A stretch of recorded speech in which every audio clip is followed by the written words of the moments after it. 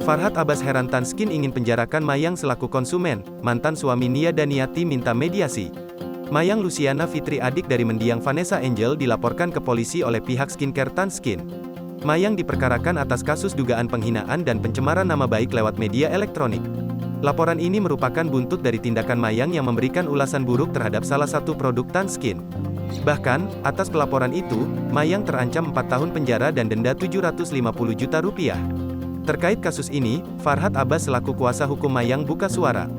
Farhad mengungkapkan bahwa kasus ini tidak seharusnya dibawa ke jalur hukum.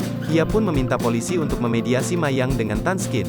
Saya minta supaya dimediasi aja, ya nanti dari pihak polisi, kata Farhad, dikutip tribunstyle.com dari kanal YouTube Cumi Cumi, Kamis, tanggal 2 Mei tahun 2022.